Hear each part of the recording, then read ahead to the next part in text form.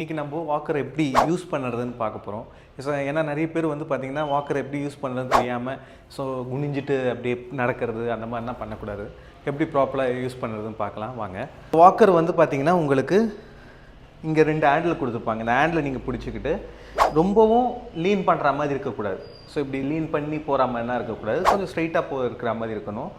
And then உங்களுக்கு Walker வந்து height வந்து உங்களுக்கு ஹைட்டுக்கு ஏற்ற மாதிரி. ஸோ இங்கே என் ஃபிங்கர் வந்து பார்த்திங்கன்னா இங்கே முடியுது. ஸோ அந்த இதுக்கு நீங்கள் இருக்கணும். ஸோ கீழே இருந்ததுன்னா குனினா மாதிரி ஆகிடும். அதேமாதிரி மேலே இருந்ததுன்னா உங்களால் பிடிக்கிறதுக்கு சப்போர்ட் இல்லாமல் இருக்கும். அதனால் உங்கள் ஹைட்டுக்கு இப்போ என்னோடய ஹேண்டு வந்து இப்படி கரெக்டாக இருக்குது.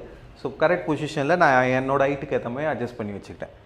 நீங்கள் இதை ஹைட் அட்ஜஸ்ட் பண்ணோன்னா உங்களுக்கு இந்த ப்ரெஸ் பண்ணிங்கன்னா ப்ரெஸ் பண்ணிவிட்டு ட்ராக் பண்ணணும். பண்ணிங்கன்னா உங்களுக்கு இந்த மாதிரி அட்ஜஸ்ட்மெண்ட் ஆகும்.